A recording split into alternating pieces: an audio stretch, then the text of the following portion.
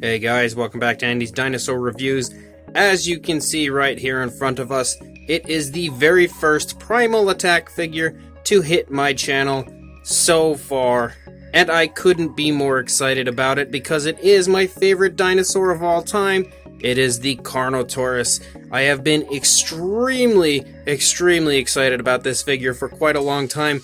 Just could not wait because we previously only really had that one Carnotaurus figure, if you don't count the minis and the Snap Squad anyway, from Mattel for the Jurassic World line, so there was kind of an empty void in my collection because we get so many repainted versions and everything of so many other figures, but just the Carnotaurus only ever had that one, and now we finally have two, and this one is a totally new figure, completely redone, completely resized because it is actually significantly larger than the previous Carnotaurus version and with all new action features and sound. So on the box you can see that primarily the box is very nice looking. I really think they did a great job overall, especially on the image here in the background with the fence and everything, kind of giving you the idea of the Carnotaurus inside of its paddock. Super cool, really love that. You've got the Primal attack logo down here in the corner, and then the arrows kind of circle and border around the tail because that shows you how the action feature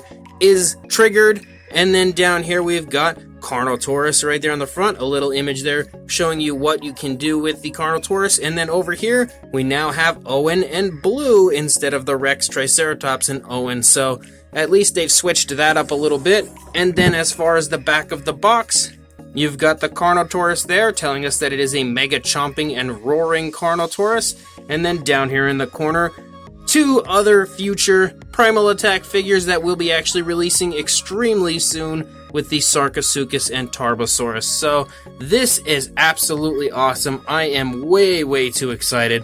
Let's break this out of the box and take a look at it. So our Carnotaurus is now free, and if we fix the ankles on him, you can see him or her standing up proud, looking absolutely awesome. I would say maybe I'd consider this like a larger female because the other one was a bit smaller, so maybe we'll call this one a girl. But you can see straight away that it is fantastic looking. I really love this sculpt. I think as far as a Jurassic World Carnotaurus, the sculpt is absolutely spot on, and the paint application on this one is way better than the previous version.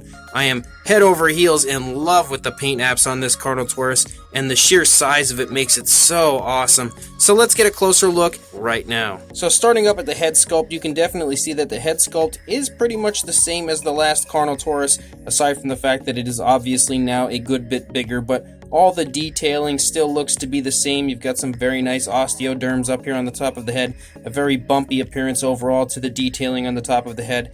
You can see really beautiful sculpt and detail as far as cracks and crevices and everything throughout the trademark Carnotaurus horns.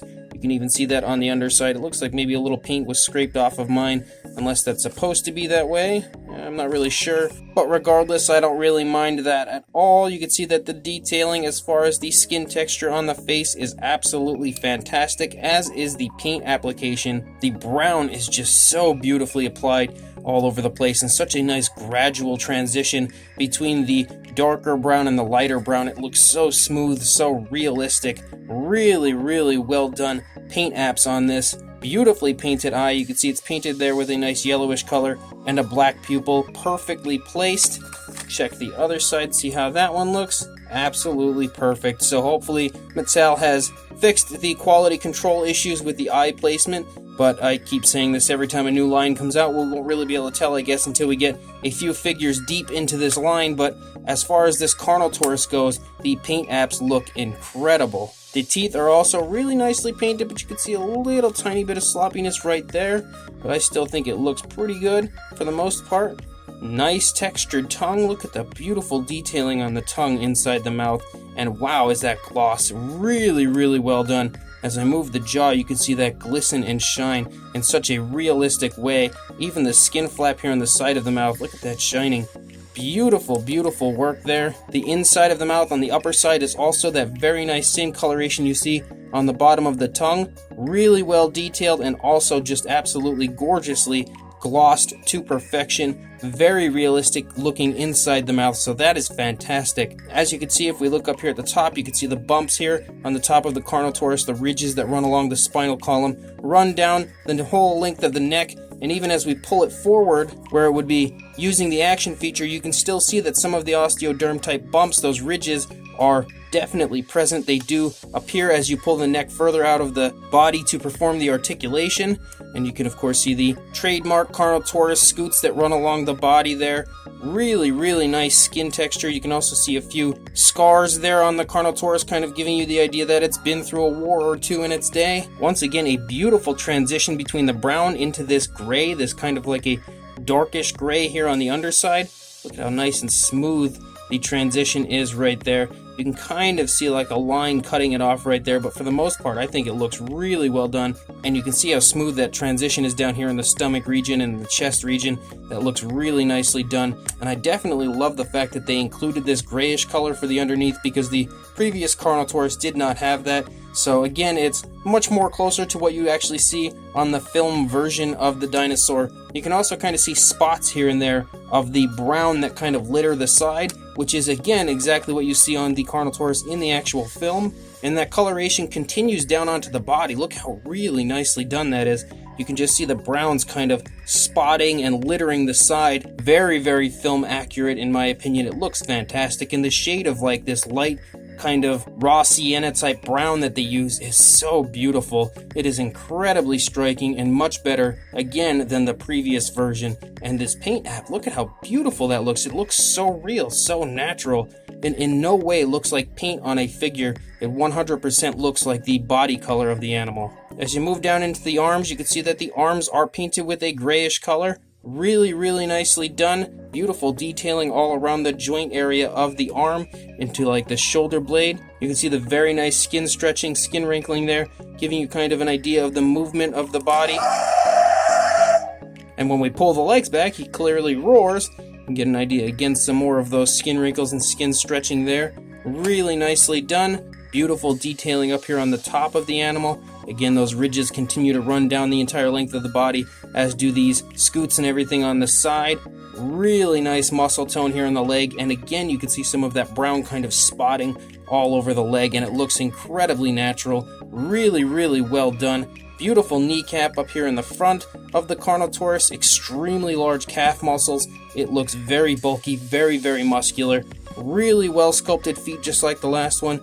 Absolutely beautiful. I love the scoot appearance that runs down along the toes. Really nicely painted nails, beautifully glossed as well, giving them an incredibly realistic look. Unfortunately, they did not pick up the dew claw as far as what gets painted. I really wish they would do that, but it's not the end of the world. It's a very minute gripe. As you run out the body, you can see that that dark gray does end right here before the tail, and I know what you're thinking. Mattel usually stops their paint before the tail, but if we go up to the top, you can see that this paint actually runs all the way out onto the tail, ends about like halfway, almost 3/4 of the way through, so that helps to give the overall appearance of the figure such a better appearance, honestly, such a beautiful look. I really love that they have included this brown paint that runs out the rest of the body here, and it continues to do kind of that like spotting down onto the body and tail the whole way out, and then it transitions to this very nice clean like light brown look here at the end,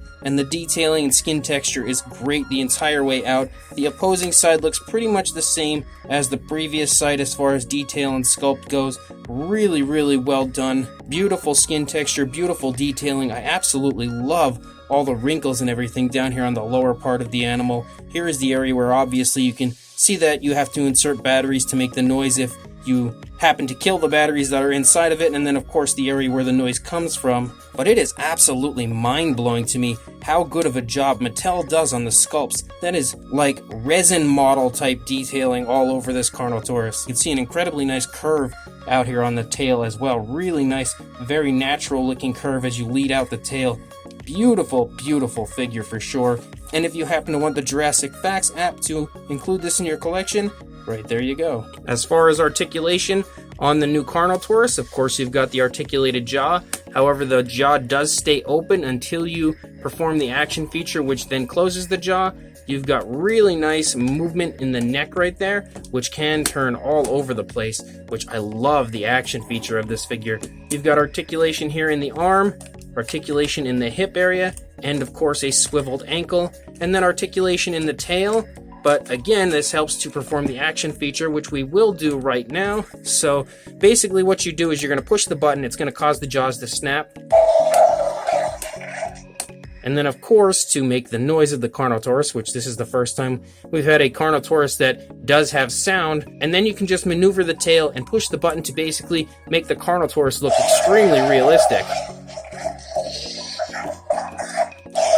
Look at the movement of this Carnotaurus. It's like having a stop motion film basically perform in front of you in person. It looks very stop motion like to me, but at the same time really smooth, very realistic. The action feature of this is amazing. As far as a size goes, and as I said, it is bigger than the previous Carnotaurus by quite a bit. So for a length, you're looking at about 15 3/4 inches, almost 16 inches, or about 40 centimeters. And for a height, the highest point there is the head, and of course this depends on how you stand it up, but you're looking at right around the 8-inch range, or about 20 centimeters. And of course, as far as standing it up, the movement is really smooth, of course, but so is the ability for it to stand. These feet carry the figure so well, and you can see that I can put it up like this, and it stays perfectly. Or I can even position it down like this, and once again, it stands perfectly. So it makes for some really cool posability in the figure, as well as the beautiful movement and playability factor of the figure. As far as a size goes, there is Mr. Papo T-Rex, and you can definitely see that the Carnotaurus is huge in comparison to Mr. Papo Rex, and could quite easily take him out with one chomp on the skull there. But if this doesn't give you a good idea of how large this Carnotaurus is, then there is the original Carnotaurus that I repainted next to the newer Carnotaurus. And now with these two here kind of facing off, you've got a pretty good idea, I think, of just how insanely large this new Carnotaurus is. And if not, I can put them next to each other here if I don't break my repainted Carnotaurus's head off, because I just slammed it off of the light. But next to each other, you can see that the sizes are definitely pretty significant. There's a lot more body mass on the newer one, and just the size of the head is really quite large in comparison. So you can see that this newer Carnotaurus, on top of being a totally retooled figure with new action features and sound, is also much larger, and the legs are also in different positions as well. So really awesome to have a now much larger version. So as far as this Carnotaurus goes, it is absolutely off the charts beautiful. I think the sculpt on this is fantastic. It looks really well done, beautiful in comparison to what the Carnotaurus actually looked like in the film. Mattel absolutely hit the nail straight on the head when it comes to the sculpt of this, but they do that continuously, in my opinion, with every single figure they release. It always looks so much like the actual film version of that dinosaur, and that Carnotaurus right there in front of you is no different. I think the paint apps on this new version are really nice, way better than what we had previously, and a lot more close to film accurate, or screen accurate, you could say, than the previous version. The other version was really cool. I definitely like the action features, but this new upgraded version is way better. Much nicer action features, much more playability to it as well, because you have so many more options, along with really nice posability. And this one actually does not have any problem standing at all. My previous version definitely does. It's kind of a little bit of a pain to stand up at times. It wasn't when I first got it, but I can see that this one looks to be really well done as far as the balancing goes. So I think that this one should hold the test of time when it comes to balancing out, as I don't even have a remote problem with it standing here. And again, in any position that I place it in, it also stands perfectly. So that is really cool as far as display options go for your Carnotaurus. And then of course the addition of having sounds is just super cool, because anytime I can get a Carnotaurus that will actually roar at me, I'm totally in. And this Carnotaurus does just that. So if you want to pick this up, I will include a link to walmart.com where I purchased mine, I think it's still in stock, but I can't say completely. But regardless, I will definitely include a link to it in the description where you can go head over there, check it out. If it is in stock, make sure you buy this unbelievably awesome Carnotaurus. If not, then it should be back in stock pretty soon, I would imagine. So again, check the description, head down there and head over to walmart.com and buy this unbelievably awesome Carnotaurus from Mattel. But before you do that, don't forget to please like, comment, and subscribe, and I will see you in the next review. Thanks for watching.